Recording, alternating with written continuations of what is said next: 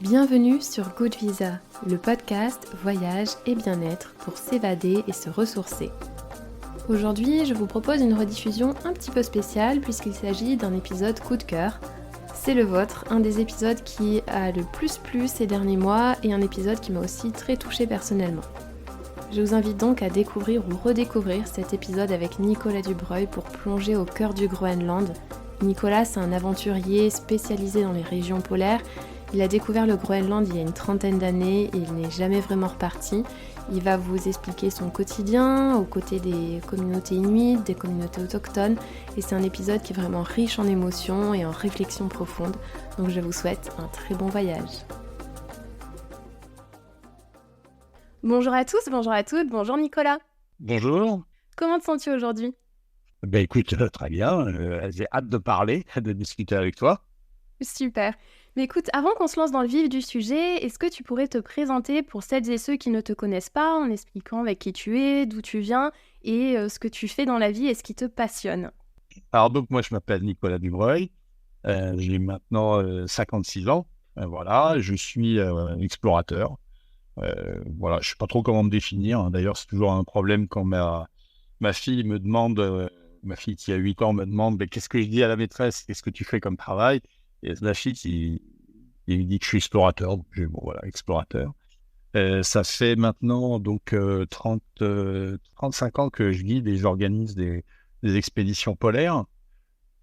Un peu de tout, hein, ski, kayak, traîneau, plongée, voilier, bateau, etc., etc.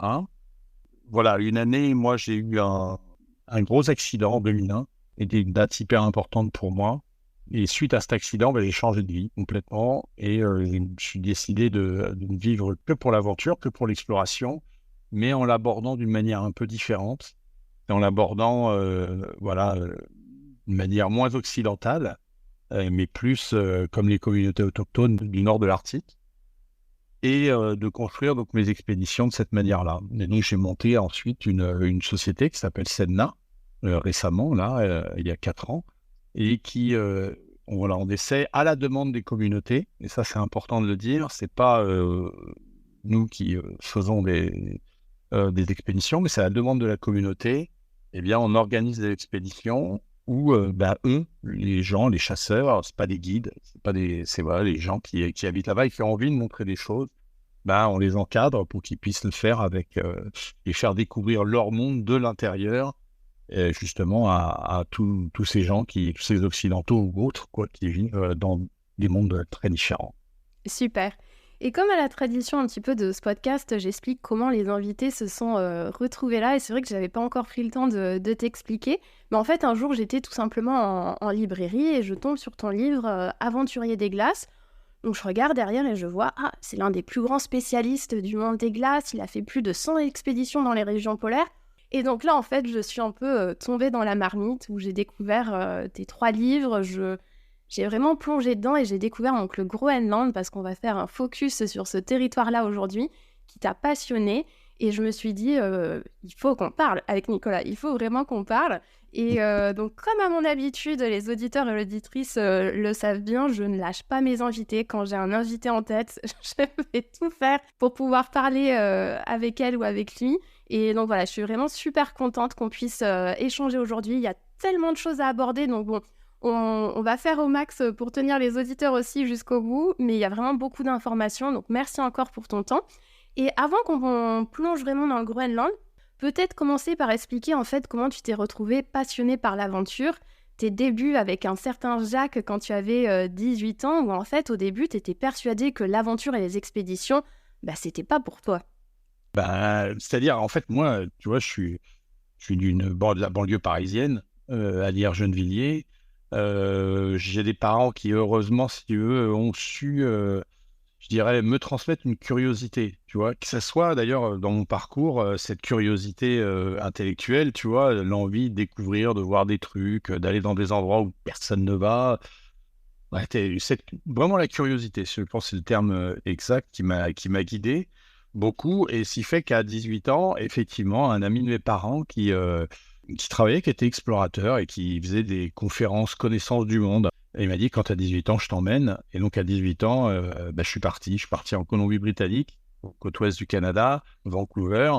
Et avec lui, j'ai remonté donc la côte ouest du Canada jusqu'à rejoindre l'Alaska. Et c'est un cauchemar. Tu vois, tu n'es pas ouvert sur le monde tel que tu vas le rencontrer quand tu vas te retrouver sous la pluie permanente. La Colombie-Britannique, c'est une région très humide. Et puis, tout d'un coup, cette rencontre avec le sauvage, tu te retrouves dans une forêt luxuriante, avec des ours, avec des loups, avec des cougars, et tu es submergé par ce monde, et où c'est très bizarre. C'est-à-dire qu'au début, tu as cette sensation de ne pas être à ta place, parce qu'il n'y a rien qui est fait pour toi. C'est-à-dire que je me souviens, d'ailleurs, Jacques m'a dit un très très beau proverbe qui dit l'homme pardonne parfois, Dieu toujours, la nature jamais. Et pour me faire comprendre que, tu vois, on a cette notion, nous ici, la nature nourricière, hyper sympa, chouette, etc., qui pardonne nos écarts, qui tapine mousse, enfin, je sais pas, les fleurs et tout ça. Et tu te rends compte que oui, si tu te bourres, si tu bouffes une mauvaise plante, bah, tu crèves. Si tu tombes dans des rochers là-bas, dans des régions isolées comme ça, bah, tu vas crever. Voilà, la nature te pardonne rien, mais rien du tout. Et donc ça, cette première leçon, elle a été très très dure. Mais en fait, ce qui est assez curieux, c'est que à 18 ans, moi, je suis revenu 3 mois d'expé, ras-le-bol. Voilà, je me suis dit, ah, attends, moi, je rentre chez moi, je me fous devant mon ordi, je vais jouer toute la journée, voilà, ça va être ça ma vie, quoi. Mais en fait, non. En fait, très rapidement, quand même, c'est comme si t'étais drogué. C'est-à-dire que c'était aussi cette excitation de dire, mais attends, j'ai quand même survécu 3 mois, quoi. J'ai chassé, j'ai pêché, j'ai mangé des plantes, j'ai fait de la farine avec l'écorce de bouleau, j'ai survécu à tout ça. Quelque part, tu finis par te sentir, on va dire, extrêmement fort. Tu vois, tu te dis, putain, oui, je peux faire ça. Et il y a une espèce d'excitation comme ça. Et donc, après ça, eh ben, j'ai enchaîné des expéditions. Alors, c'est pour ça qu'en fait, moi, j'ai énormément d'expéditions à mon actif. C'est parce que j'ai arrêté de bouffer des expéditions, d'explorer des endroits, d'aller dans un endroit incroyable, etc. Donc, je travaillais. Bah, j'ai travaillé, voilà, je gagnais un peu d'argent. Tu n'as pas besoin de beaucoup d'argent pour te barrer tout seul dans ces régions-là. Quand même de l'argent, mais voilà, tu bosses, tu pars. Voilà, je bossais, puis je partais pendant mon temps libre. Et donc, ça m'a permis d'enchaîner énormément d'expéditions dans plein d'endroits différents. Et puis donc le Groenland où là ça a été le coup de cœur et rapidement tu t'es dit ça y est en fait je suis un explorateur, toutes les zones comme tu expliques qui sont marquées inexplorées, moins ça a été découvert plus ça t'attire. Ouais. Et puis donc là tu as découvert le Groenland. Est-ce que tu te rappelles parce que j'imagine que voilà tu te rappelles de ce fameux séjour avec Jacques quand tu avais 18 ans, j'imagine que tu te rappelles aussi tes premières fois au Groenland, ce qui t'a traversé. Ah bah oui, oui, oui. De toute façon, tu sais, c'est exactement ce que tu dis, c'est-à-dire que c'est l'attirance pour ces zones blanches, quoi. Putain, le jour où j'entends parler de zones blanches, on me dit non, mais c'est des zones blanches, personne n'est jamais allé là-bas. Attends, tu te dis, mais c'est pas possible, ça n'existe pas, tu vois. Mais si, si, si. Et encore maintenant, tu vois, on a l'impression, on a Google Earth ou tout, donc on se dit, ok, on connaît tout, on connaît rien, mais que dalle, que dalle, que dalle, que dalle. Il y a plein de zones, personne n'est jamais allé, ou très peu de gens, ou alors les gens qui y sont allés, bah, en fait, n'ont pas fait des choses très intéressantes. Donc toutes ces zones-là sont totalement inexplorées, et là, ça satisfait ton âme d'enfant, quoi. Effectivement, c'est le Petit Prince, c'est tout ça, tu vas découvrir des choses, et puis avec ta vision à toi. Et effectivement, donc Jacques, là, moi, il m'a ouvert un monde que je soupçonnais même pas. Et quand je suis arrivé au Groenland, ce qui s'est passé, c'est il y a eu deux choses très fortes pour moi. Il y a eu évidemment cette découverte de ce monde, tu vois, ces paysages blancs, inexplorés. Tu vas dans des endroits, il n'y a même pas de nom. Tu vois, il n'y a pas de route, il n'y a rien du tout, quoi. Et donc ça m'a fasciné. Les animaux, tu pagayes au milieu des baleines, à ski, il y a des ours. Enfin, tu vois, tous ces livres d'enfants que tu retrouves. Mais le truc, un souvenir qui a été très très fort pour moi, c'est le choc culturel. C'est-à-dire que je me souviens parfaitement, un asar soir, que j'étais une expédition en kayak. Et il faisait moche, et puis je devais traverser un fjord qui est assez large. j'osais pas trop en kayak et je voulais être sûr de la météo. Et donc, je suis allé sur le port de Narsarsuaq, cette petite ville au sud du Groenland. Et puis, je vois un pêcheur qui est là. Donc, je vais le voir. Je me dis, bon, pêcheur, il connaît super bien. Et je lui demande en groenlandais. Donc, j'ai appris un peu de groenlandais déjà. Et je lui demande, bah, là, à ton avis, là, il va faire beau, là. Et là, le mec, il me dit, ouais, demain, il fera super beau. Et quand même un petit doute parce que vraiment, le ciel noir, tu vois, plombé. Je me dis, merde, je vais peut-être pas bien expliquer. Donc, je repose la question. Je dis, mais demain, là, il va pleuvoir. Il va y avoir du vent. Et je dis, ah ouais, demain, il va pleuvoir. Il va y avoir du vent. Alors, je me dis, putain, il se fout de ma gueule. Ou, je dis, non, mais attends, je comprends pas. Il va pleuvoir, il va faire beau. Et là, il me regarde et il fait, bah, tu verras demain. Et alors, sur le coup, j'ai pas bien compris. Je me suis dit, ah, il se fout de ma gueule complet, quoi, tu vois.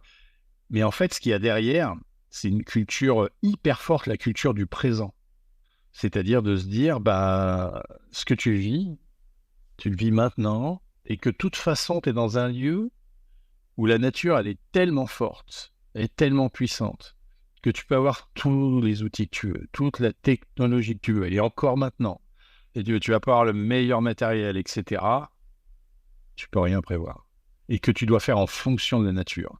Donc, ce petit pêcheur sur le quai de Narsarsuaq, il m'a donné ma première leçon de groenlandais. En fait, ma vraie première leçon de groenlandais, bah, c'est de comprendre que de toute façon, ça servait à rien d'avoir les bulletins météo et tout ça, et qu'il fallait voir les choses au moment où elles arrivaient.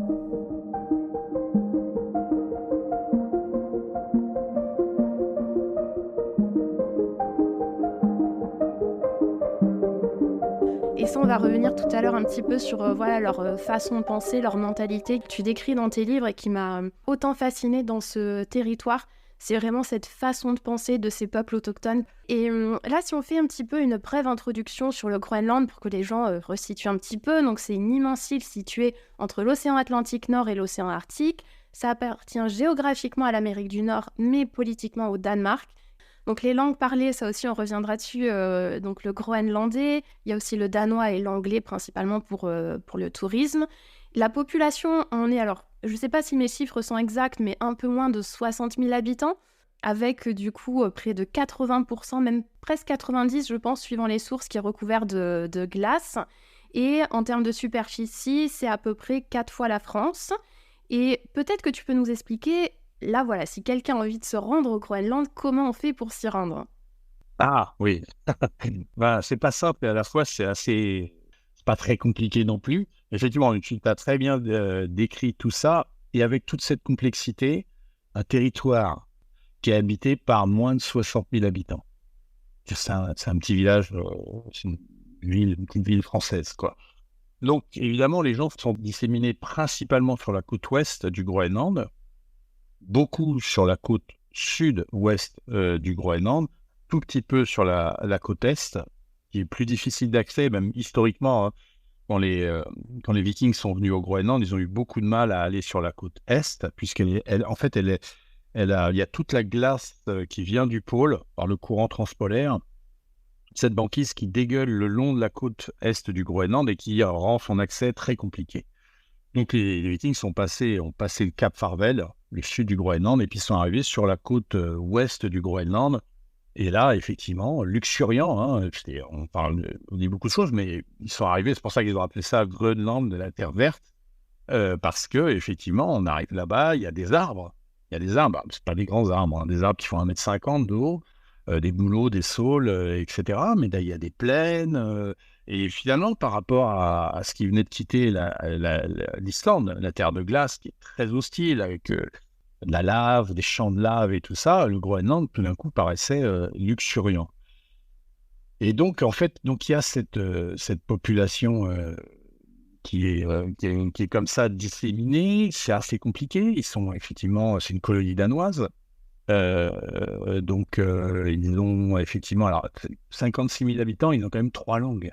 Alors, il y a le groenlandais de l'Ouest qui est la langue officielle, mais tu as aussi le groenlandais de l'Est, le groenlandais du Nord, et même dans les petits villages, ils ont leur patois local. Alors, c'est Tout ça, ça rend un petit peu parfois la communication un petit peu difficile. Et donc, pour se rendre au Groenland, tu vas être un peu obligé soit de passer par l'Islande pour aller sur la côte est, Reykjavik, soit de passer par le Danemark pour aller sur la côte ouest. Et à ce moment-là, tu vas prendre un avion. Alors maintenant, ça vient juste de changer là. Tu prends un avion international, tu as 4 heures de vol pour aller jusqu'à Nuuk, la capitale du Groenland, qui compte 15 000 habitants environ. Donc, ça regroupe quand même une grosse partie de la population du Groenland. Et puis après, de ce village-là, tu vas prendre des avions plus petits, des Dash 8, des avions qui font 40-50 places, et pour aller rejoindre et monter par des sauts de puce dans plusieurs petits villages. Alors, par exemple, pour aller chez moi, tu fais Paris-Copenhague. Ensuite, tu dors à Copenhague, tu fais Copenhague-Nuuk. Ensuite, tu fais Nuuk-Ilulissat. Ensuite, Ilulissat-Upernavik. Et là, tu arrives à Upernavik. Donc, c'est on va dire la préfecture de la région d'Upernavik. Et il faut aller rejoindre les petits villages. Et là, il n'y a plus d'aéroport. C'est-à-dire qu'il y a une quinzaine de villes qui ont des aéroports au Groenland, mais après, faut se déplacer. Alors, il y a des hélicoptères qui permettent d'aller dans les petits villages. Donc, moi, il y a 1 heure et demie d'hélicoptère pour rejoindre Kuchlorsvart. Donc, c'est très long, c'est très loin. C'est quand même plus de 300 km d'Upernavik. L'hélicoptère, quand il fait trop froid, il ne marche pas. Quand il y a trop de neige, il ne marche pas. Pas très fiable. Donc, bien souvent, il faut que tu ailles par tes propres moyens. C'est-à-dire que tu vas prendre un motoneige. En motoneige, tu vas mettre 2-3 jours pour monter à Kuchlorsvart. Si la glace n'est pas très bonne, tu ne pourras pas prendre la motoneige, il va falloir y aller en chien de traîneau, en traîneau à chien. Donc en traîneau à chien, on va mettre 1 semaine pour aller là-haut. Et si tu n'as personne qui peut t'emmener en traîneau, il faut que tu ailles à ski. Et là, tu en as pour 2-3 semaines de ski pour arriver là-haut. Donc voilà, en gros, c'est facile de rentrer au Groenland. Après, pour aller rejoindre des zones plus lointaine, c'est plus compliqué. Mais après, il faut prendre toute la dimension du truc. Kuchlorsvart, par exemple, pour moi, et au regard des services sociaux, c'est le village le plus extrême du Groenland, par son isolement. Kuchlorsvart, là, le dernier bateau ravitailleur, il est arrivé début novembre. C'est le dernier. Ils sont rentrés dans la nuit polaire maintenant. Ils sortiront de la nuit polaire début février. Et le prochain bateau ravitailleur, il est début juillet. C'est-à-dire qu'à partir de début novembre, tu te débrouilles avec ce qu'il y a comme ressources localement, jusqu'à début juillet. Donc, c'est vraiment des zones extrêmement, extrêmement isolées. Comme tu expliquais, il ne faut pas se louper, en fait, quand ils font les demandes de réapprovisionnement pour les magasins, ainsi de suite, parce qu'après, voilà, tu es bloqué par la glace, tout simplement. Voilà, tu es bloqué par la glace, donc il n'y a plus de bateaux ravitailleurs qui peuvent venir. Alors, on peut faire venir par hélicoptère ponctuellement quelques denrées, mais l'hélicoptère, il ne peut pas transporter énormément de choses. Et bien souvent, tu vois, à partir de mars, avril, le magasin, il est vide. Il n'y a plus rien, quoi. Il n'y a plus rien, tout a été pris. D'où la nécessité pour eux, leur survie dans ces régions-là ne tient que par la chasse et la pêche. C'est-à-dire, s'ils ne chassaient pas du phoque, s'ils ne chassaient pas de la baleine, s'ils ne chassaient pas de l'ours, ils ne peuvent pas survivre. On ne peut pas survivre dans ces régions-là. Oui, et ça d'ailleurs, on reviendra dessus parce que ça m'a vraiment ouvert les yeux par rapport à la chasse et leur survie là-bas. Mais donc là, en fait, ce que tu nous expliques, c'est vrai qu'en soi, c'est vrai que c'est pas si loin que ça, par exemple, par rapport à l'Australie. Non. Mais en final, ce qui va être compliqué et ce qui coûte le plus cher dans ces billets d'avion, c'est justement une fois qu'on est là-bas, quand il faut prendre tous ces petits avions, les hélicoptères, et puis prévoir son temps, parce que comme tu l'expliques, on dépend des conditions météorologiques. Et voilà, il ne faut pas se dire, allez, je prends 1 semaine ou 2, j'y vais, et voilà. Ah oui, non, ça c'est le gros problème. D'ailleurs, par exemple, quand les gens me demandent mais combien d'heures pour aller à Kuchlorsvart, je dis, mais c'est pas des heures, c'est des jours. Là, tu comptes en jours, tu comptes 2-3 jours si la météo est bonne. Et après, si la météo n'est pas bonne, ça peut être 1 semaine, 2 semaines pour monter à Kuchlorsvart. D'ailleurs, il y a un mot vraiment qui est hyper important au Groenland, c'est Imara. Imara, ça veut dire peut-être. Et eux, ils surnomment Air Greenland, qui est la seule compagnie danoise qui permet de voyager au Groenland actuellement. Ils appellent ça Imara Airline. Parce que, tu sais, mais moi, ça m'est arrivé, si tu veux, même dans les aéroports, d'avoir même des avions qui décollent avant l'heure. C'est-à-dire, je me suis pointé à un moment, tu vois, 2 heures en avance pour prendre mon avion. J'arrive à l'aéroport, il n'y a pas d'avion. Et là, on me dit, oh là là, bah non, oh là là, il y avait une fenêtre, il est parti. Mais non. Ah oui, oui, oui, ça arrive régulièrement, quoi. Les hélicoptères, voilà, ils essaient de prévenir les gens dans les villages pour dire, oh, attention, l'hélico, là, il arrive, faut partir. Alors que normalement, il était prévu 5-6 heures après, quoi. Voilà. Oui, donc un certain rapport avec Le le temps. temps dans Mm. tous les sens du terme. Et si on s'arrête un petit peu sur Kuchlerschwach, donc je me suis entraînée Bien, bien, bien joué. Ouais. pour la prononciation. Donc ce sont les derniers chasseurs du pôle, les témoins d'une civilisation sur le point de disparaître. On a en dessous de 500 habitants. Au début, quand tu y vas, c'est vraiment un accueil glacial comme tu le décris, mais ça te décourage pas. Et au contraire. Et j'ai bien aimé parce que lors d'un tournage avec Thalassa, il y a une journaliste qui te dit mais les gens t'adorent ici, toi tu les adores, ça saute aux yeux, tu viens souvent, pourquoi t'achèterais pas une maison? Mm. Sur le coup, tu lui dis non mais n'importe quoi. Et Ouais. au final, en fait, cette maison, tu vas finir par l'acheter. Et j'adore cette histoire parce qu'en plus, dans le livre, tu expliques à quel point c'est simple et à des millions d'années-lumière de nos process d'achat de maison ici.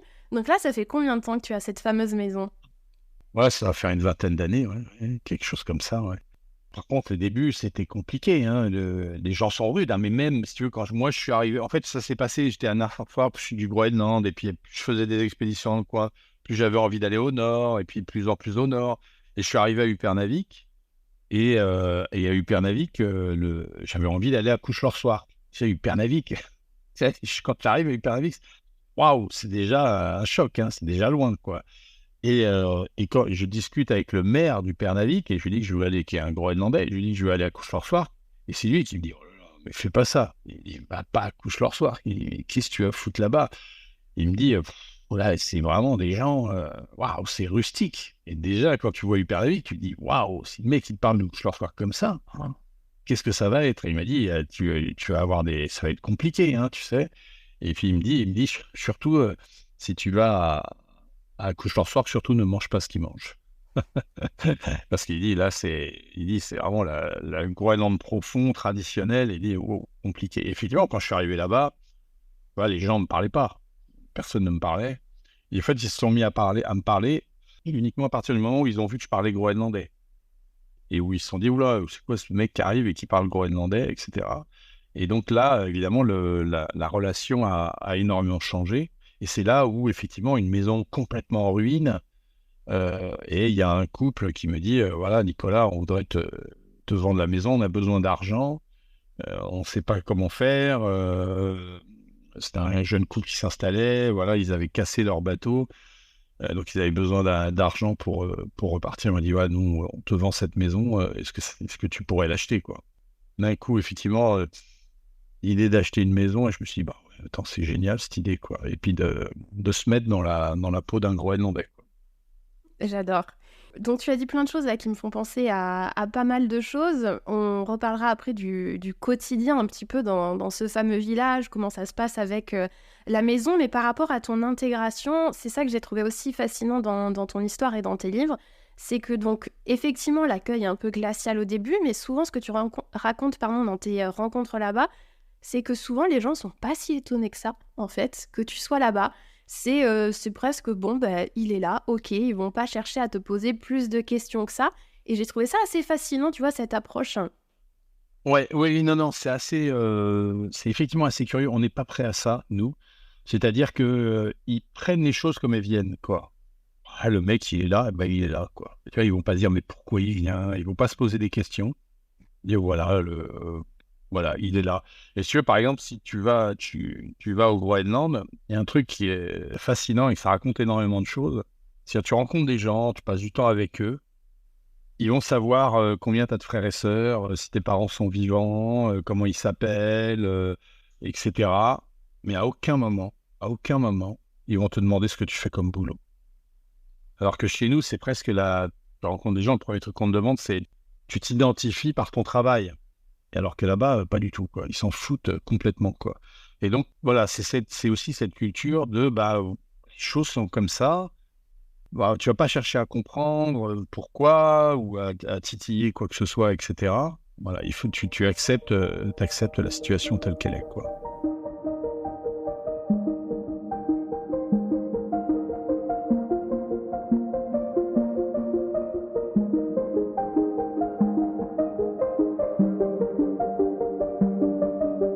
J'aime beaucoup cette philosophie. Et par rapport à cette langue, tu nous expliques dans le livre des expressions assez drôles où, par exemple, pour eux, les météorites, ce sont des merdes d'étoiles. Il y a aussi les aurores boréales où, en fait, ce sont des esprits qui jouent au foot avec un crâne de morse. Il y a aussi les toilettes, ça j'aime beaucoup, c'est un lieu où on va tout seul. Et l'ordinateur, je trouve que la définition est de plus en plus pertinente, surtout avec les avancées technologiques en ce moment. L'ordinateur, c'est un objet qui fonctionne comme un cerveau. Ouais. Ça, je trouve ça fascinant, leur langue. Et ça t'a pris combien de temps, tu penses, pour apprendre cette langue? C'est compliqué à dire parce que j'ai pas fait de manière académique, vu qu'il y a pas de, il y a pas de cours, rien du tout. Donc, si tu veux, quand j'allais au Groenland, j'essayais de passer du temps dans les écoles. Donc, j'allais avec les gamins, avec à la petite table et tout ça, je m'asseyais. Et puis, je prenais des cours comme eux. Donc, ça a été plus long que s'il y avait une formation académique. Mais très vite, tu apprends. L'avantage c'est que le français, en fait, ça marche assez bien. On a des fesses par rapport aux Danois. Les Danois ont beaucoup de mal à prononcer le groenlandais. Finalement, nous, en français, ça marche assez bien. Donc, on prononce pas mal du tout. Et puis, même s'il y a des trucs un peu bizarres dans la langue, des creux, des fleux, des trucs comme ça, et que les mots à écrire, des fois, c'est un cauchemar. C'est des mots, c'est des phrases entières. En fait, c'est comme c'est une langue de polysynthétique, c'est-à-dire que tu prends un mot, puis tu mets un postfixe, un préfixe, etc., puis tu fais un petit wagon, et ça te fait une phrase. C'est d'ailleurs pour ça qu'il y a cette légende que les Inuits ont 100 mots pour désigner la neige. Non, non, non, c'est pas ça. C'est que Aput, c'est la neige, et puis basta. C'est tout. La neige, ça se dit Aput. Par contre, le flocon de neige, on va dire Aputiak, mais en fait, c'est une phrase qui veut dire le bébé flocon. Voilà. Et en fait, mais pour nous, occidentaux, au début, pour les gens, les explorateurs, ça faisait qu'un seul mot. Mais en fait, c'est une phrase. Donc, par contre, ils sont très précis. Et qui explique aussi, tu vois, tiens, je pense juste à un truc, là, tu me fais penser à un truc, c'est que, en parlant de l'ordinateur, c'est aussi le côté, ça décrit leur adaptabilité. C'est-à-dire que là où ils sont extrêmement forts par rapport à nous, c'est la façon dont ils s'adaptent aux situations. Et par exemple, une fois, j'avais réussi à faire venir 2 amis à moi, 2 chasseurs d'ours en France, là. Et c'était très drôle. C'était la première fois qu'ils voyaient des arbres. Imagine. Ils sont venus en France, donc il n'y avait pas de bagnole. Ils n'avaient jamais vu une bagnole. Eux, ils n'avaient jamais quitté Couche-leur-Soir. Donc, voilà, bon. Et on va dans le métro. Et là, je leur dis, je sais pas comment vous dire. J'imagine qu'en groenlandais, il n'y a pas de mot pour parler de ça. Et eux, ils me disent, si. Bien sûr que si. Il y a un mot. Le métro, ça se dit Krimutsuitsut. Et en fait, ça veut dire, en gros, l'attelage qui fonctionne sans chien. Voilà. Donc, tu vois, t'adaptes et c'est super fort, quoi. J'adore. Et c'est vrai que tu vois, on en parle maintenant quand donc tes 2 amis sont venus en France, Oulé et Adam, ça c'est exceptionnel comme tu le racontes et il y a même des images dans certains films, je peux peut-être les mentionner maintenant, les 2 films de Sébastien Bête BD. Bête BD, pardon, Le voyage au Groenland et Inupiluk où effectivement on voit Olé et Adam qui viennent en France où là tu expliques bien qu'en fait, c'est une fiction. Ils ont voulu, plutôt que de faire en mode reportage, c'est vraiment une fiction où ils jouent leur propre rôle. Et c'est vraiment drôle de voir, quand ils viennent à Paris, ils n'ont jamais vu autant de monde de leur vie. Donc, ils découvrent ça un petit peu comme avec des yeux d'enfant. Et tu racontes que, en fait, ils ne se mettent pas de barrière quand ils viennent en France, qu'ils découvrent ça parce qu'ils n'ont pas les codes. Et j'aime beaucoup parce que tu dis, leur voyage est aussi le mien, c'est un miroir de ma vie d'explorateur et de mon quotidien en France. Ouais, complètement. Oui, parce que c'était tout ce que eux ils appliquaient ici en France, c'est moi ce que je faisais chez eux, quoi. Moi, quand j'ai réussi à trouver l'argent pour les faire venir, j'aurais dit, voilà, je voulais les remercier. Et j'aurais dit, voilà, moi, je réalise 3 de vos rêves. Voilà, c'est quoi vos rêves? Alors, ils ont longtemps réfléchi, puis ils m'ont dit, voilà, le premier, on veut voir des arbres. Ça fastoche. Mais qui a des rêves comme ça de voir des arbres? C'est fou quand même, quoi. Le deuxième, c'est on veut se baigner dans la mer. Bon, ok. Et le troisième, on veut voir des animaux. Donc, c'était assez facile quand même d'assouvir leurs rêves. Et puis, ils sont venus là. Et ce qui était vraiment très curieux, tu vois, c'est que je les emmène à Paris. Donc, visite tout Paris, on se balade partout, etc. Et je leur avais donné des appareils photo, parce que je voulais voir, tu vois, ce qui les intéressait, quoi. Et donc, je regarde le soir, je regarde ce qu'ils ont pris en photo. Puis bon, voilà, Tour Eiffel, voilà. Et puis, je vois une photo d'Adam, puis photo d'Ouli qui montre un truc par terre. Puis là, il y a un pigeon, puis 2 pigeons. Et 50 photos de pigeons. Et là, je me dis, mais attends, mais vous faites visiter tout Paris et vous ramenez des photos de pigeons, quoi. Et ils me disent, bah ouais, c'est le seul animal qu'on ait vu. Et en fait, ça m'a rappelé, moi, tout simplement, quand je partais avec eux en traîneau, faire des photos d'ours, des photos d'ours, des photos d'ours, etc. Et en fait, oui, ça, évidemment, ça a un reflet incroyable sur ta vie à toi, quoi. Ah là là, j'adore. Et tu vois, on parle des ours. Bon, ça fait un petit peu des transitions dans tous les sens, mais il y a tellement de choses à aborder et je pense que ça fascinera aussi les auditeurs et auditrices. Donc, effectivement, les animaux au Groenland, ça aussi, toute cette faune et toute cette flore, ça a été une sacrée découverte pour toi avec le fameux Nanook, le fameux ours polaire, où on a tendance à oublier, enfin en tout cas je parle pour ma part, que c'est en fait un mammifère comme la baleine, un mammifère marin Ouais. semi-aquatique qui est capable de nager 5 km par jour et qu'il est extrêmement rapide. Et une fois qu'il est sur ses pattes arrière debout, ça peut aller jusqu'à 4 mètres de hauteur. Enfin, c'est complètement hallucinant. Et est-ce que tu te rappelles ta première rencontre avec un ours polaire? Oui, alors après, les problèmes, c'est que tu les vois de loin. Ma toute première rencontre, justement, on était en traîneau. Et le truc qui m'a le plus frappé, c'est son côté humain. Ouais, dans le comportement de l'animal, c'est-à-dire que tu vois bien que tu n'as pas affaire à un chien, il a un comportement vraiment humain. Tu vois qu'il s'arrête, tu vois qu'il essaie de te piéger, et qu'il te fait des entourloupes, quoi, pour t'emmener dans des zones de glace qui sont pourries. Tu vois qu'il te scrute, il te regarde, et tu te rends compte de la puissance de l'animal. Waouh, waouh, waouh, waouh. C'est un gros ours adulte, ça fait 800 kilos. C'est une puissance, mais phénoménale, une vitesse incroyable. Ça va très, très, très, très, très vite. Ça grimpe aux icebergs. Moi, j'ai vu les ours grimper aux icebergs avec leur griffe. Enfin, une griffe d'ours, c'est la taille d'un doigt, hein, quoi. Grimper le long des icebergs, les parois verticales à une vitesse vertigineuse, c'est très troublant parce qu'on le voit, on a l'impression qu'il marche. Il a cette façon de marcher des anciens montagnards, des anciens savoyards. Bon, ils font des pas, on n'a pas l'impression qu'ils vont vite, mais ils ne s'arrêtent jamais. C'est cette humanité, quoi. Tu le regardes dans les yeux, tu vois. Alors, pour les Groenlandais, je sais que l'ours, c'est particulier, c'est un esprit, hein, c'est un esprit supérieur. Mais je comprends pourquoi. Parce que la rencontre est fascinante, mais c'est loin du bébé ourson, du petit bébé et tout ça. Et tu sens bien qu'il est très puissant, qu'il est très malin. Et d'ailleurs, ça, c'est un point qui est marrant, hein. Enfin, chez nous, tu vois, où beaucoup on communique sur l'ours, bon, symbole du réchauffement climatique, comment il va faire pour s'adapter. On est très inquiet là-dessus, quoi. Ah, moi, je peux te dire, l'ours, il est déjà en train de s'adapter, beaucoup plus que nous. Tu vois, nous, on s'adapte à que dalle. Alors, nous, on n'a rien changé. Je veux dire, c'en est même risible, tellement on ne fait rien.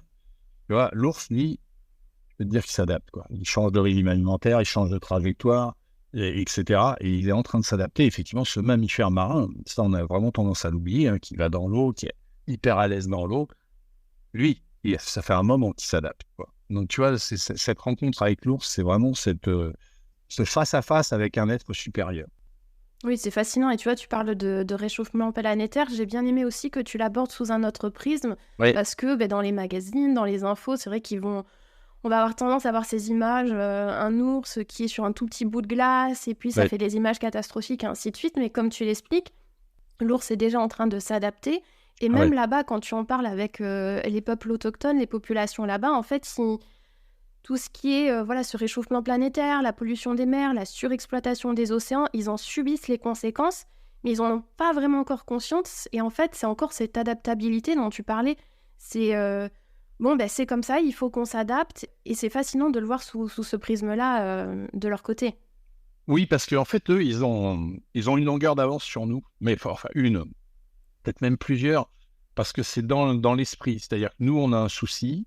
Bah, je veux dire, quand tu prends un peu de recul, et que tu lis dans les journaux, tu te dis, mais oui, hein, notre société elle va disparaître, on l'a bien mérité, hein, quoi. Complètement abruti, quoi. Où tu te dis, bon voilà, il y a un problème de réchauffement climatique, alors on te propose une solution, on te dit, bon bah, on va envoyer dans les nuages du soufre pour que les nuages deviennent opaques et donc on subisse moins. Et tu te dis, mais arrêtez quoi, tout ça. Au Groenland, t'as pas le choix. Il n'y a rien qui marche, il n'y a rien qui tient. Le seul truc que tu peux changer, c'est toi-même et t'adapter, quoi. Et tu vois, c'est juste là, c'est pas compliqué, tu vois, ce problème de réchauffement climatique est hyper simple à résoudre, quoi. Tu vois, c'est de la sobriété, nous adapter, nous, tu vois, au lieu de chercher dans le dieu technologie une solution qui n'existe pas. Et le temps qu'on s'aperçoive qu'elle n'existe pas, cette solution, tu vois, on est tellement croyant dans ce nouveau dieu que, voilà, et eux, ils ont cette force d'adaptation, quoi, d'adaptabilité. Moi, tu vois, quand j'ai acheté ma maison là-bas, c'est ça qui m'a fasciné. J'ai acheté une maison, il n'y avait pas de porte, pas de fenêtre, rien du tout. Et là, moi une fois acheté la maison, je me dis, mais qu'est-ce que je vais faire? Et j'ai commandé une, une fenêtre, une porte à Leroy Merlin, la faire livrer, ça va prendre des mois. Donc, j'ai demandé à mes potes, j'ai dit, voilà, comment je fais, quoi?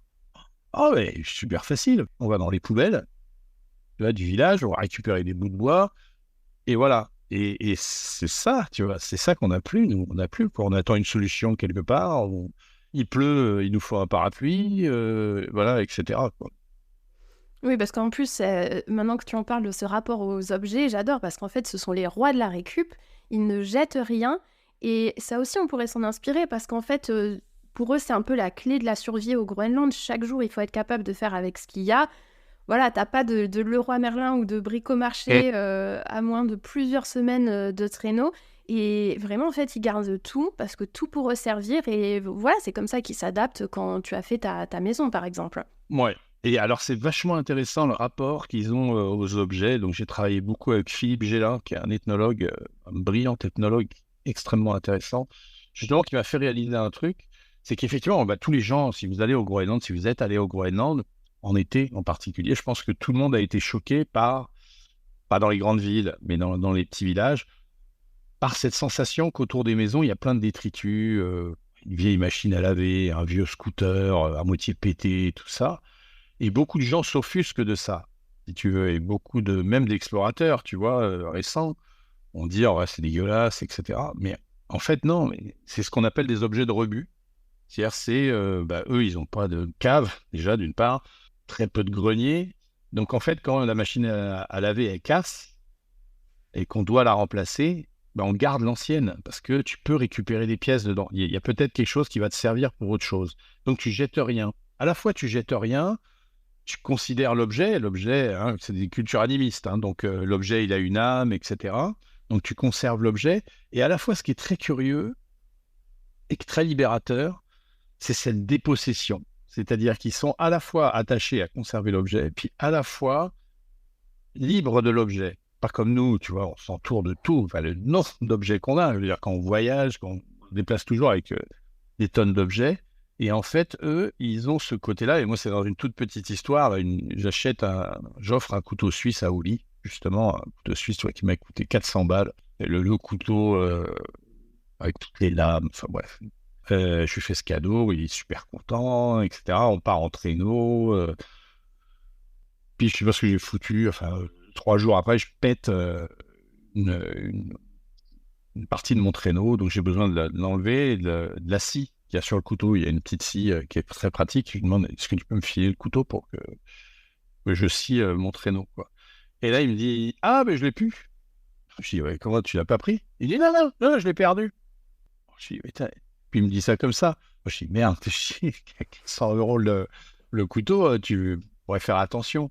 Et là, avec Adam, ils étaient tous les deux, ils ont rigolé, ils ont dit, mais c'est incroyable comme toi, tu as toujours l'impression que les objets t'appartiennent. Les objets, ils t'appartiennent pas. Si tu les perds, c'est qu'ils voulaient plus être avec toi. Et tu peux rien contre ça. Bah, ça, mine de rien, c'est une super leçon. C'est hyper libérateur.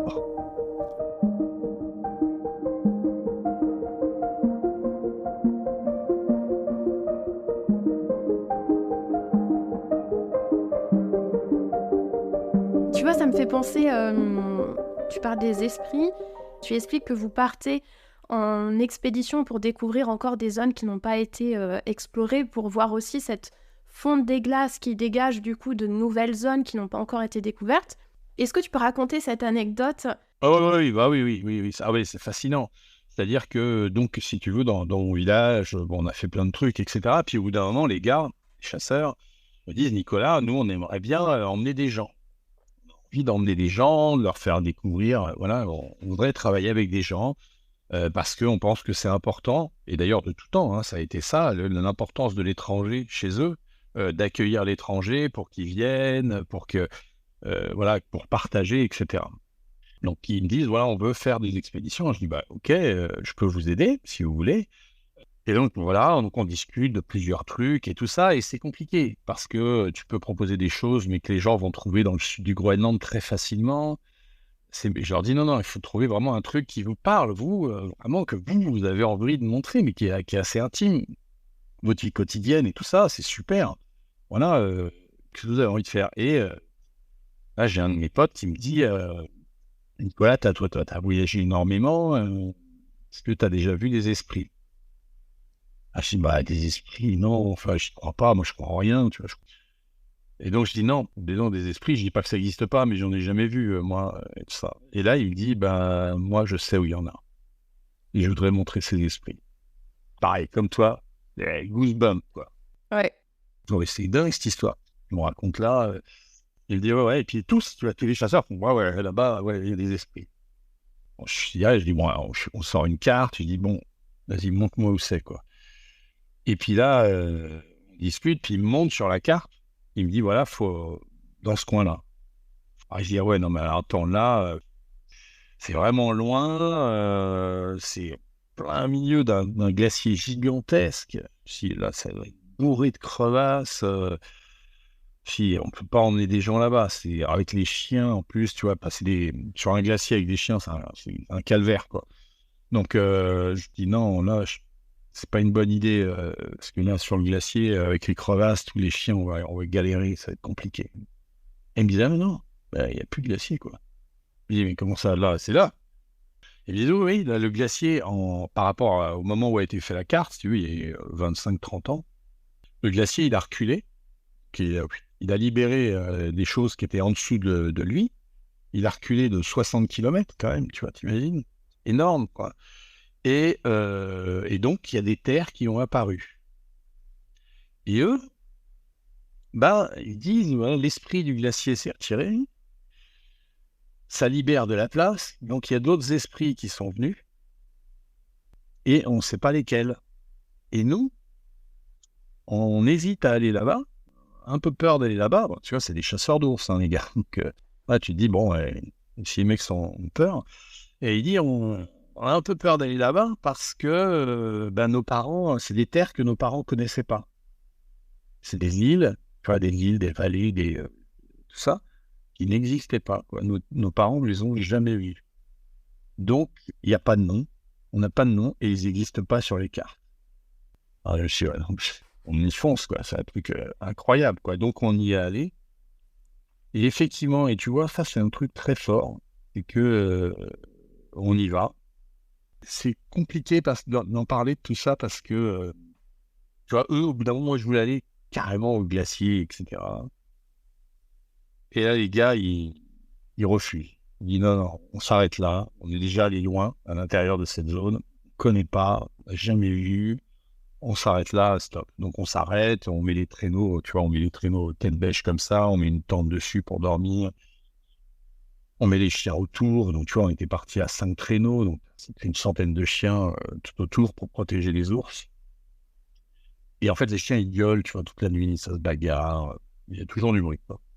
Et puis là, pendant cette nuit, il y a un moment, il y a un silence, quoi. Et là, au lit, il me réveille, puis il me dit, t'entends, Nico, il n'y a pas un bruit, là. Donc, on sort de la tente avec les fusils. Et là, il y a tous les chiens qui regardent tous sur leurs pattes, quoi. Ils regardent tous au même endroit. Tu as les oreilles bien tendues, dressées. Ils regardent tous au même endroit. Alors, c'est blanc, c'est la nuit, mais comme tu as la lune, tu as vachement de luminosité. Moi, je vois rien. Si les chiens ont vu un truc, je regarde aux jumelles, il n'y a pas d'ours, il n'y a rien, je ne comprends pas ce qui se passe, quoi. Tu vois, qu'est-ce qui regarde, quoi. Et là, Oli me dit, bah, tu vois, là-bas, il y a un esprit. Les chiens l'ont vu, quoi. Et j'ai trouvé ça extrêmement puissant. J'ai rien vu, j'ai pas pris de photo. Enfin, tu vois, moi, je voulais prendre une photo. Je me dis, ah, bah, c'est con, je vais le voir un peu occidental, encore une fois. Mais si tu veux, parce que j'ai appris le plus important, c'est qu'ils ont une façon de voir leur place dans la nature, leur cosmogonie, tu vois, leur mythologie, la façon dont ils placent l'homme dans l'environnement est hyper importante. Et ils vont voir, c'est pas le bon terme, parce que voir pour nous, c'est la vue, l'œil. Mais en tout cas, ils vont ressentir des présences que moi je dis une fois de plus, hein, je crois pas aux fantômes, je crois en rien, quoi. Mais le fait est que c'était quand même bien troublant, quoi. Oui, donc même après plus de 30 ans passés au Groenland, tu continues pardon, à être inspiré par leur façon de voir le monde. Et oui, peut-être Ouais. parce qu'ils n'ont pas tout ce brouillard, j'ai envie de dire, avec toutes nos croyances qu'on a depuis des années. On est un peu moins ouvert à ce genre de choses. Mais oui, tu vois, pourtant, l'histoire, je la connaissais, mais j'ai encore les petits goosebumps à l'écouter. Ah, C'est c'est fascinant. fascinant. Et tu vois, j'aimerais bien qu'on revienne quand même sur... ça me fait penser à ce froid polaire, ce froid glacial qu'on aborde quand même un petit peu. Et Tu nous en parlais en introduction, donc ce grave accident en 2001 où en fait donc tu tombes à l'eau, tu manques de perdre tes mains et tes pieds par le froid. Enfin, je me rappelle quand j'ai lu ce passage, j'étais en haleine pour voir comment ça allait se terminer. C'est vraiment frappant et ça a été donc toute une prise de conscience pour toi. mm. Parce que tu as donc cette fameuse devise groenlandaise qui t'a encore plus marqué depuis ce moment-là. Alors attention, Silarsuag, Sikushlu, Kishimi, Nagalavok. Nickel. Et je suis prête pour venir au Groenland. Ah ouais, c'est bon. Donc cette devise qui dit « Seul le temps et la glace sont maîtres ». Et c'est vrai que c'est un peu cette phrase qui t'accompagne dans tes conférences, quand tu racontes ces expéditions. Parce que voilà, ça a été un vrai virage pour toi, ce froid en fait. D'ailleurs, est-ce que tu peux... C'est difficile à le décrire parce que comme tu l'expliques, en fait, il faut le vivre, ce froid, pour le comprendre. Et, Comment tu pourrais peut-être l'expliquer à l'audience quand on a ces températures qui avoisinent jusqu'à moins 40, moins 50, enfin, ces températures extrêmes que tu as pu vivre? ben, c'est compliqué parce que, effectivement, tu vois, comme c'est un poète anglais qui dit que rien n'existe tant qu'on n'a pas vécu. Je pense que le passage au réel, justement, est vachement important et encore plus au froid. Ce qu'on a tendance à se dire, tu vois, tu te dis, bon, ben voilà, moins 20 degrés. Je pense que moins 20, tout le monde l'a vécu au ski ou dans des zones moins 15, moins 20, voilà. Fait qu'à 0 degré, bon, bah, t'as un petit pull, ça va, quoi, tu vois. Moins 20, déjà, faut que tu commences à t'habiller chaudement. Moins 40, hein, à partir de moins 35, la peau gèle en quelques minutes à l'extérieur. Donc, tu as des gelures, moi, je suis souvent marqué là sur le nez, etc. Parce que, bon, bah, c'est des parties du visage qui restent à l'extérieur. Mais ce froid, c'est quelque chose de très bizarre. C'est aussi quelque chose de très maternel. Parce que le froid, il t'englobe. Et tu vois, quand il fait chaud, je trouve que moi, le désert, c'est vachement dur.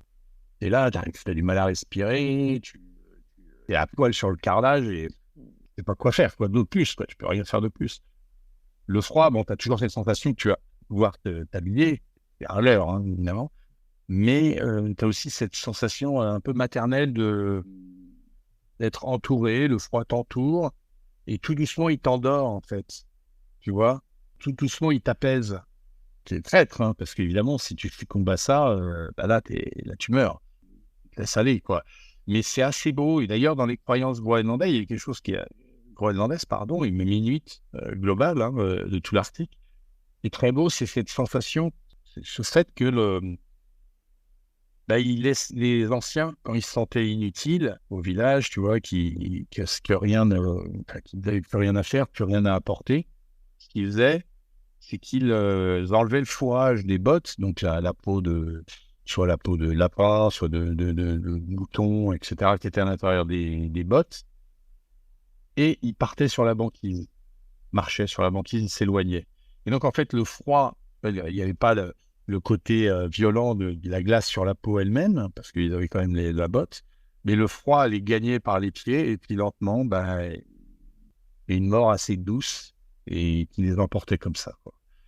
Donc il y a un côté comme ça, ce froid qui te... Alors, faut pas croire, souvent, tu vois à la télé, les mecs qui sont là, qui disent, ouais, il fait moins 90, moins... Ouais, mais tu sors pas, quoi. Genre, moins 50, déjà, tu as du mal à respirer, quoi. Une grosse respiration comme ça gèle à l'intérieur. Donc, voilà, moins 50, tu sors plus de chez toi. Il y a plus rien qui résiste. En plus, il n'y a plus rien qui marche. Voilà, quoi. Donc, oui, c'est à la fois une sensation de mort, à la fois une sensation très protectrice et très envoûtante. Et c'est très, très compliqué d'en parler sans l'avoir vécu, en fait. sans le vivre, ouais, sans le faire vivre aux gens. Tu peux pas imaginer à quel point le froid te pénètre, t'envahit complètement. L'erreur qu'on fait tous, hein, au début, enfin, c'est de se dire, je vais mettre des vêtements chauds. En soi, ça sert à rien. En soi, le vêtement chaud, il ralentit ta déperdition de chaleur. Mais le seul truc qui va produire de la chaleur, c'est tes muscles. Donc, c'est de bouger. C'est-à-dire, quand il fait froid, il ne faut pas rajouter une couche. Il faut bouger, quoi. Et c'est là où tu dois aussi surmonter les choses. C'est-à-dire, toi, tu es là, tu es sur le créneau, tu as froid, tu n'as qu'une envie, tu vois, c'est de t'enrouler comme ça et puis d'attendre. Et en fait, le seul truc qu'il faut faire, c'est sauter du créneau, courir à côté des chiens. Et là, tu te réchauffes tout de suite. D'ailleurs, ce qui est brillantissime, par exemple, des habits groenlandais, par rapport à nos habits occidentaux conservent la chaleur pour limiter la perte. Et les habits groenlandais, par exemple, le pantalon en peau d'ours, c'est un pantalon qui est qui est serré en bas, mais très large au niveau du ventre. Parce qu'en fait, quand toi, tu vas courir à côté du traîneau, les plus gros muscles qu'on a, c'est les quadriceps, quoi, c'est les muscles des cuisses. Donc, tu vas courir et ces muscles vont faire de la chaleur. Et cette chaleur, en fait, les vêtements sont faits comme des cheminées. L'anorak par-dessus le pantalon en peau d'ours, c'est fait comme une cheminée où toute cette chaleur, elle remonte et elle te réchauffe tout le corps. Et est-ce que maintenant, au fil des années, tu as senti que tu t'habituais à ce froid? Parce que ton corps, maintenant, je pense que ton corps a bien compris que plusieurs fois par an, il va être confronté à ce froid extrême. Est-ce que tu sens que ton organisme s'est habitué? Est-ce que avant tu étais sensible au froid? Enfin, comment toi, tu gères cette approche du froid les années passant? Alors, je n'ai jamais été hypersensible au froid, mais je pense qu'on a tous des prédispositions, tu vois, être plutôt résistant au chaud, au froid, etc. Je pense que ça dépend beaucoup de la constitution de sa graisse corporelle qu'on a. Hein. Dans nos régions, tu vois, on lutte tous contre la graisse, mais le gras, c'est bon, hein, quoi. Le gras, ça te protège. Hein. Et donc, c'est vraiment important.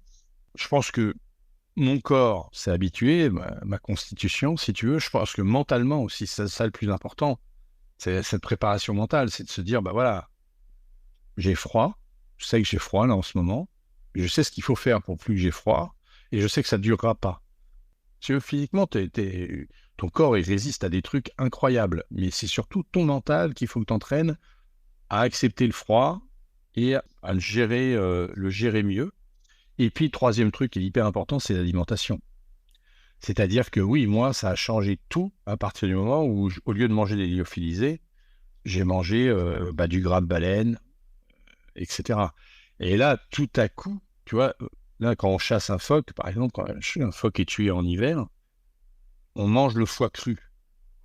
Tu vois, ces images à la con aussi qui sont véhiculées et qui montrent, tu as du sang partout, c'est horrible. Alors d'abord, c'est pas des bébés phoques qui sont tués, c'est des phoques adultes, etc. Et en fait, le fait de manger le foie cru, c'est pas un acte barbare, mais c'est parce que le sang est chaud et que, en fait, tu as toutes les vitamines aussi. Tu vois, c'est pour ça que tu le manges cru, parce que cuit, tu perds les vitamines et tout ça. Et manger tout ça immédiatement et avec toutes les vitamines, avec tous les apports énergétiques qu'il y a, ça change complètement ta résistance. Il faut accepter, voilà, de vivre comme ça et de manger comme eux, quoi. Oui, parce qu'ils n'ont pas de fruits et légumes pour les différentes vitamines, pardon. Et c'est bien justement, j'aime beaucoup parler de gastronomie dans les épisodes de podcast, forcément, qu'on en parle un petit peu. j'aime bien encore une fois cette approche que tu as où pour aller peut-être à l'opposé, comme tu dis, de ces images qu'on véhicule, où on se dit oh là là, beaucoup de sang. Tu vois, je pense par exemple, je sais pas si tu l'avais vu, cet épisode de Rendez-vous en terre inconnue où Jarry est allé au Groenland. Et donc il goûte ces soupes avec les oiseaux qui sont mangés avec les plumes et tout ça. Il y a le phoque. Mais en fait, tu le disais déjà au début, mais en fait, eux, ils le font pour survivre. C'est pas, Oui, ça va pas aller dans la surexploitation. Tu expliques même qu'en fait, quand, par exemple, quand ils tuent un ours, déjà, c'est un certain nombre par an, ils mettent un bloc de glace dans la gueule des animaux pour qu'ils n'aient pas soif sur leur chemin dans l'au-delà. Il y a vraiment toute une autre approche. Et c'est vrai qu'avec quand on connaît pas forcément, on se dit peut-être, comme tu le disais, oh là là, il y a du sang, c'est manger mmh, du foie, c'est un oui, phoque. Mais en fait, qui on est pour aller les juger quand on voit les abattoirs qu'on a partout en France, le gavage des animaux. Enfin, il faut en fait le prendre sous un autre prisme. Et personnellement, voilà, ça m'a un peu changé cette façon, même cette approche, voilà, par rapport à la chasse, où en fait, ça va être très respectueux de l'animal, il y a des quotas. Et en fait, c'est pour survivre, ils vont pas aller en faire un commerce et ainsi de suite. Donc, j'ai beaucoup aimé et merci d'avoir mis en lumière cette façon d'aborder les choses, quoi. mais oui, parce que je pense que c'est hyper important, là, ce qu'on se rend pas compte, la chasse, c'est une réalité, c'est la subsistance, hein. Ils chassent pas pour le trophée, tu vois? Ils chassent pour manger et en fait, si tu veux, chez eux, mais enfin, je veux dire, si tu chasses pas, tu meurs. Enfin, tu vois, faut pas vivre là, tu peux pas, c'est impossible et aussi, ce que moi j'ai trouvé extrêmement important, chez eux, c'est ce rapport à l'animal, justement et ça, on peut vachement s'interroger sur nous. C'est-à-dire que, ça reste une impression, hein, évidemment, enfin, moi, le sentiment que j'ai, c'est quand tu vas chez nous, si tu veux, il y a une espèce de dichotomie. C'est-à-dire, toi, tu as soit l'animal, enfant, on va dire, tu vois, le chien à qui on va mettre un manteau, des espèces de chaussons pour ses pattes, pour pas qu'il se salisse, ou on va le nourrir avec, des trucs, hors de prix ou, etc. Donc très choyé. Et puis tu as le poussin qu'on va envoyer à la broyeuse à l'abattoir, quoi. Il y a plus rien au milieu, quoi, tu vois? Moi, au Groenland, ce que j'ai retrouvé, c'est justement l'animal considéré comme un homme. Tu vois, quand tu pars à la chasse au Groenland, tu dis pas que tu pars à la chasse. Parce que dire que tu pars à la chasse, c'est manquer de respect à l'animal. C'est te placer toi en être supérieur à l'animal en disant: «Bah, je vais tuer, l'animal». Et tu dis pas que tu pars à la chasse, tu pars en traîneau et puis après c'est une chasse d'opportunité. Voilà, tu vois des phoques, bah, tu essayes de chasser un phoque, tu vois un ours, tu essayes de chasser un ours et cetera. Donc c'est une chasse d'opportunité et cet animal qui va être tué, comme tu dis, il le remercie. Je veux dire tout le monde, l'animal il est tué, tout le monde vient le caresser pour lui dire merci, tu vois? Ah, c'est quand même fort, quoi. Moi je trouve rien que ça, mais après, attention en France, hein, il y a la chasse, il y a aussi, on met dans la gueule du chevreuil, des branchages et cetera. Il y a un respect quand même, hein. Donner la mort à un animal, pour beaucoup de gens, ça paraît que dalle. Honnêtement, c'est spécial, hein, quand même, quoi. C'est vraiment spécial et puis après, eux, ils vont lui mettre un bout de glace dans la bouche pour qu'il ait pas soif. On va le découper tout de suite. Il est découpé à part, vraiment, respectueuse en fonction de qui a vu l'animal, qui l'a chassé, qui l'a et cetera et il y a dans cet animal qui a été tué, il y a tout le temps une partie qui est gardée pour ramener au village, pour donner à tout le monde ou pour donner aux anciens qui peuvent plus partir à la chasse et une partie qui est laissée sur place pour nourrir, bah, les autres animaux. Par exemple, quand un ours est tué, on laisse une partie sur place pour, nourrir, les renards, les oiseaux, les corbeaux et cetera. Donc si tu veux, tout ça, voilà, ça fait que ça te place l'animal, ça place le sauvage à un autre niveau, quoi.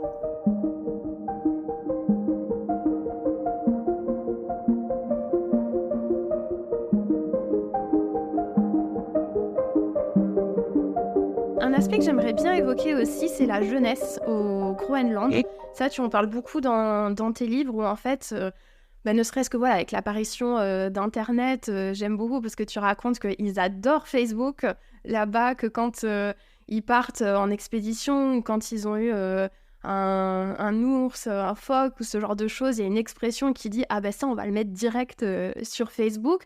Donc voilà, il y a toute cette approche, les jeunes qui, depuis un moment, jouent à la PlayStation, toute cette nouvelle, génération, où les enfants vont demander des frites. Enfin, tu vois, on se dit: «C'est fou que ça soit arrivé, jusque là-bas». Et tu expliques aussi qu'il y a un certain challenge pour ces nouvelles générations qui sont tiraillées entre, OK, est-ce qu'on reste là à, être fidèles à nos ancêtres, à essayer de perpétuer nos rites, notre culture, et en même temps ce côté, ah ben, il y a le monde extérieur qui nous fascine et c'est très compliqué pour, les populations là-bas. Est-ce que tu sens que ça évolue un petit peu plus ou c'est toujours présent ce dilemme chez les jeunes là-bas? Non, alors ça c'est un point qui est hyper important, hein, Couche-Norfolk en particulier, c'est le plus haut taux de suicide de jeunes du Groenland, malheureusement. C'est en train de changer. C'est ça qui est impressionnant. Et alors pourquoi ce problème-là? En fait, les enfants, là-bas, c'est le royaume c'est l'enfant roi. L'enfant, il a tous les droits, les parents font tout pour les enfants.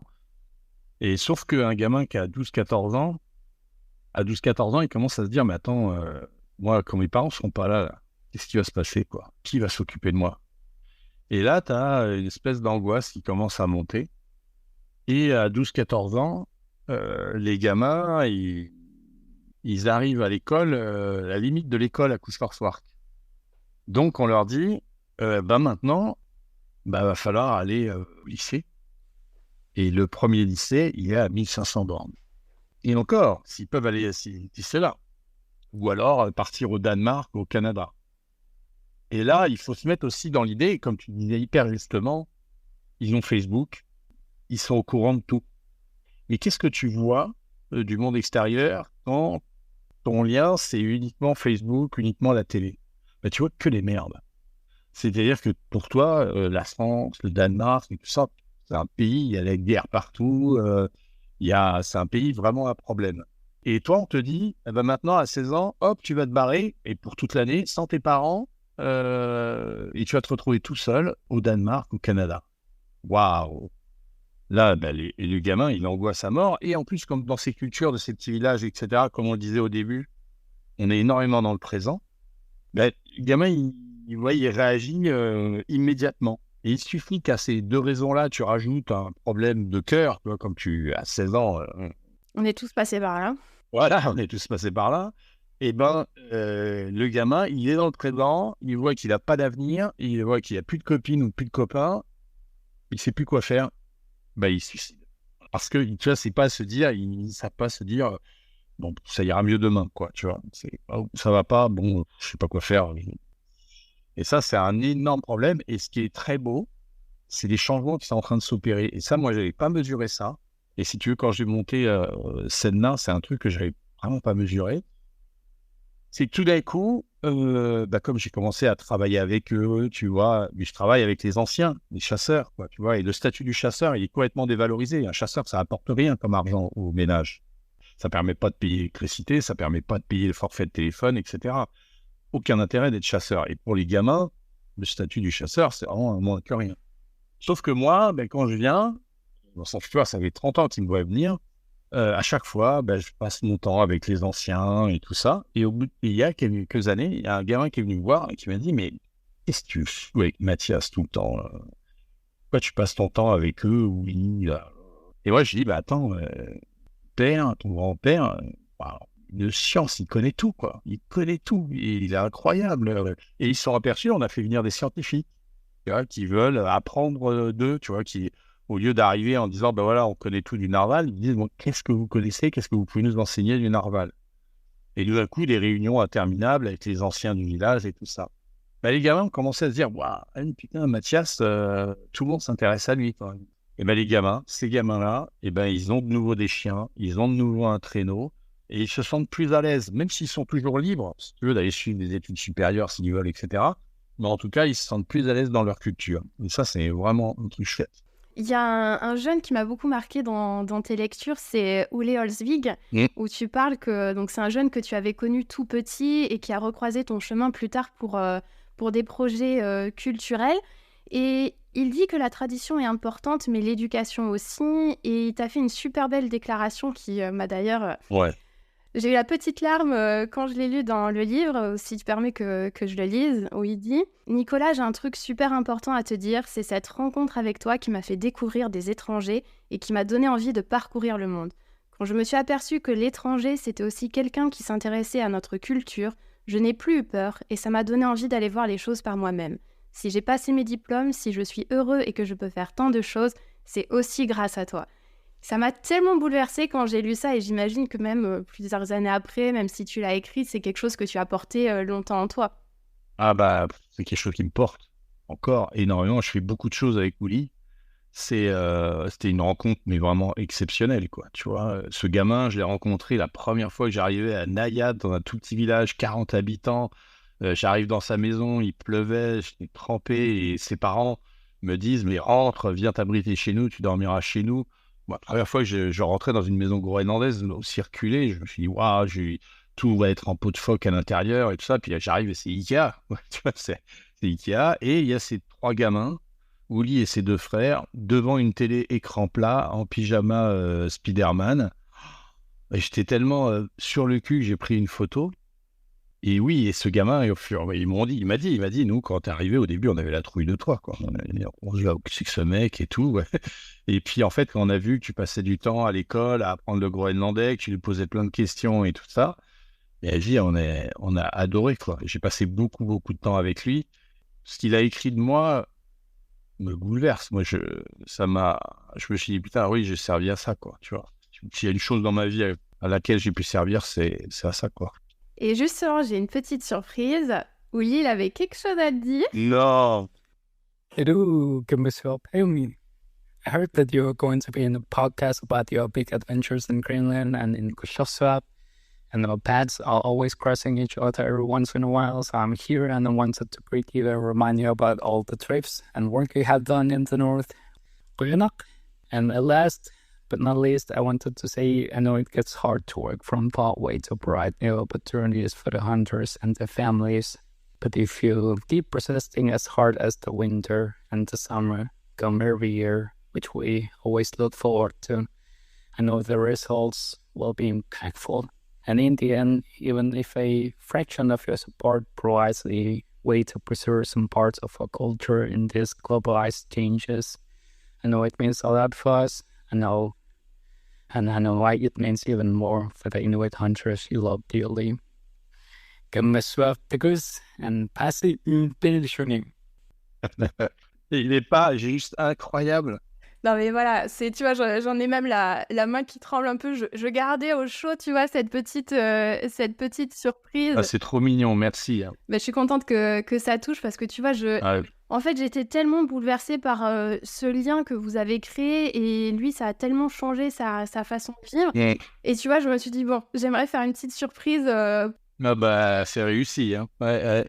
On va pas mettre la traduction complète, mais en gros, il te remercie pour tout le travail que tu fais, pour les aider à sauvegarder leur culture. À un moment, il te dit même, tout comme le temps, en fait, tu persistes dans tes efforts et que même si des fois, tu as l'impression que c'est une petite portion que tu fais de ce travail, que c'est quand même énorme pour eux et ils te remercient. Ah là, c'est super émouvant. Et pour moi, c'est des trucs c'est tellement fort, quoi, tu vois. C'est tellement...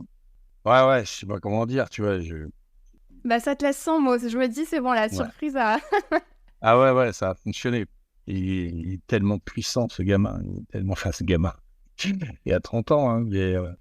Ouais, c'est tellement une belle rencontre et... je sais plus quoi dire.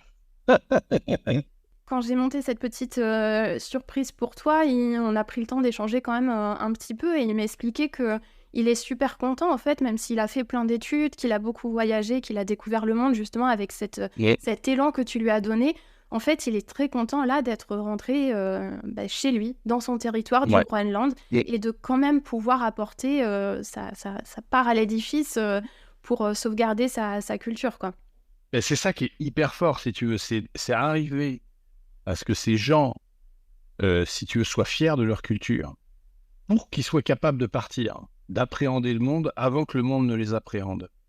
Et donc, le gamin, il revient, il parle un anglais, vous avez entendu, parfait, il est ultra brillant, il travaille à la digitalisation des documents administratifs danois. pour que tous les Groenlandais puissent y avoir accès. Parce que la langue officielle groenlandaise, c'est le... Excusez-moi, j'essuie mes larmes. La langue officielle, c'est le groenlandais, mais la langue administrative, c'est le danois. Donc, par exemple, à Couche-Soir, qui ne parlent pas danois.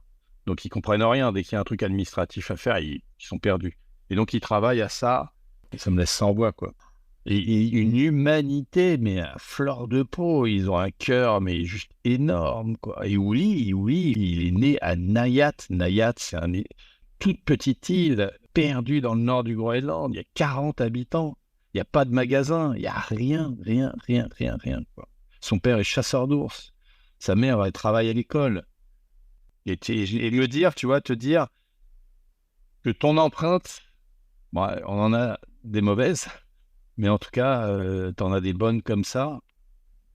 C'est bon, quoi, t'as fait ton boulot, quoi. C'est ce que j'allais dire, là, c'est mic drop, et puis tu... Ah ouais, je peux rien faire. Mais j'aimerais bien qu'on termine un petit peu sur, même si on l'a déjà pas mal abordé, par rapport à leur mentalité, leur façon de penser. Il y a quelque chose qui m'a beaucoup plu aussi, alors c'est avec un autre Oulé, parce que c'est un prénom qui revient quand même beaucoup.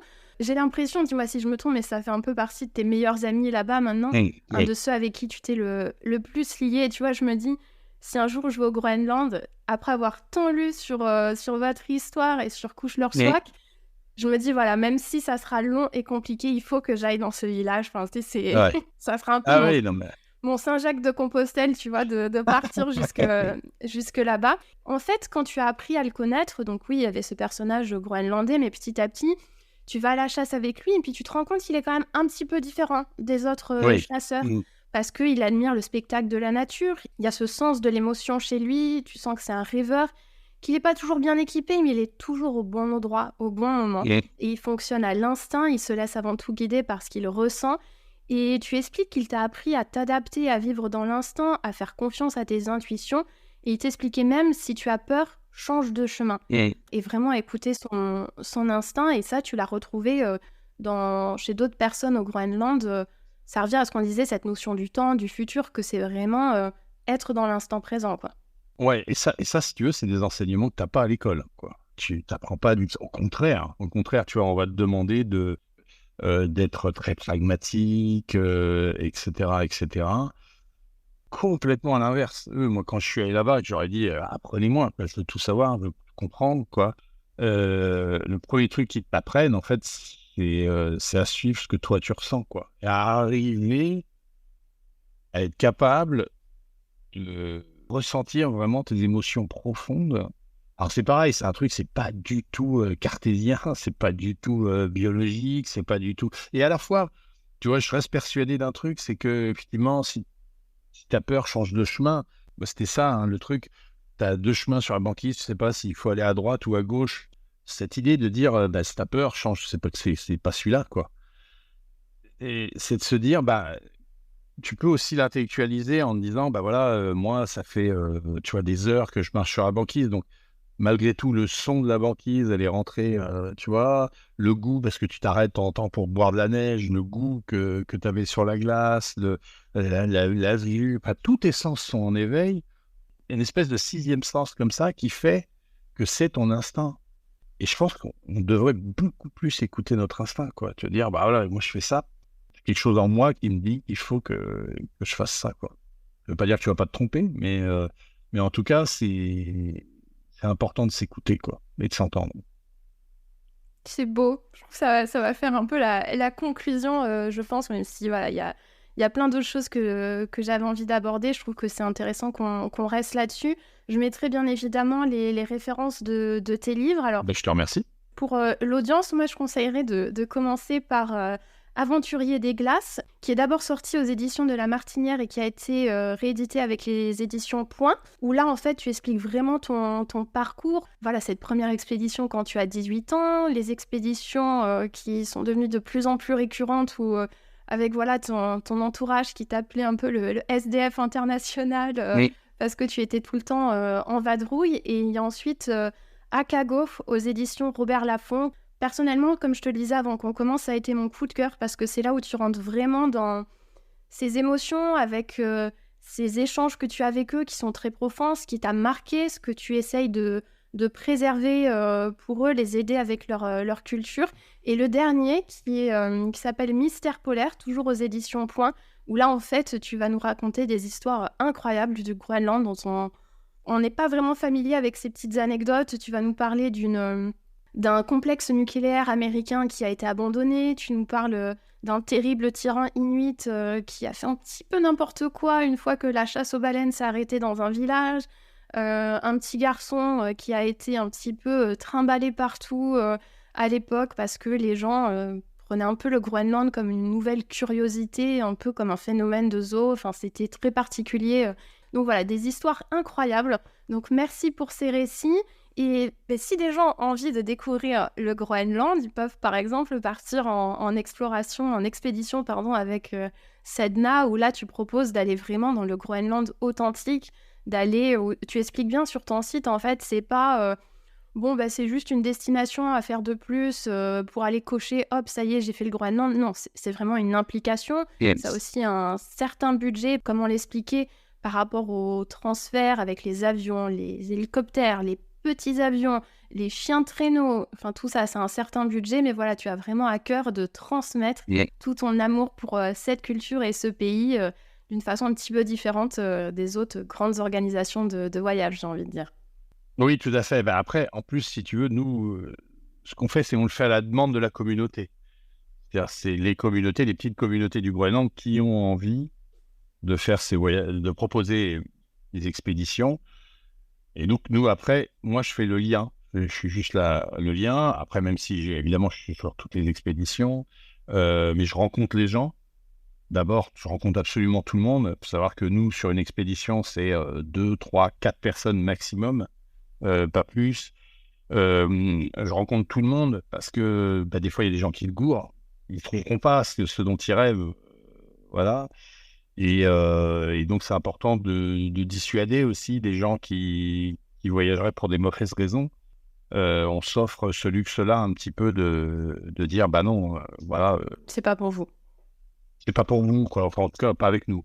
Voilà. C'est juste venir au Groenland pour dire, je suis allé au Groenland et puis, voilà, il y a pas de, on peut plus faire ça maintenant. C'est fini.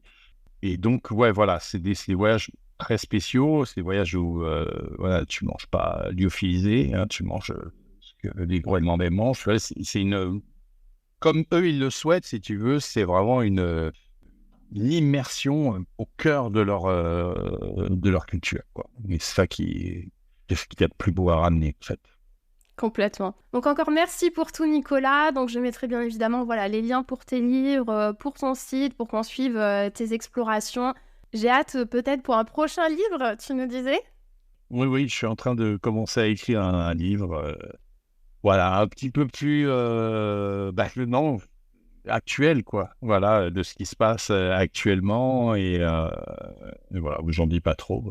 On garde un peu de suspense. Je suis en train de bosser dessus. Super. Ouais. Merci beaucoup et écoute, à très bientôt et je sais que je dis beaucoup parce que les auditeurs, auditrices vont dire oui, mais c'est à chaque fois qu'il y a un invité, elle veut partir dans le pays, ainsi de suite. Non, mais là, il y a vraiment eu quelque chose de différent. Donc, il y a une urgence. Il y a une urgence. Écoute, peut-être qu'on se retrouvera un jour au Groenland. Qui sait, à Kuujjuaq. Prochain podcast à Kuujjuaq, c'est sûr. Ça serait exceptionnel. À bientôt, Nicolas. À très bientôt. Merci à vous. Merci pour votre écoute. J'espère que cet épisode vous a plu, qu'il vous a permis de vous évader et de vous ressourcer. J'ai besoin de vous pour que l'aventure Good Visa continue. Vous pouvez vous abonner sur votre plateforme préférée afin de suivre les nouveaux épisodes. Si ce n'est pas déjà fait, vous pouvez laisser 5 étoiles et un avis et même en parler autour de vous. Il y a aussi le compte Instagram Good Visa Podcast, tout attaché, que vous pouvez suivre où je poste régulièrement des photos et des vidéos pour illustrer les épisodes. Ça me touche énormément quand je reçois vos retours, alors vraiment n'hésitez pas à me faire un mot. Merci à vous, à bientôt.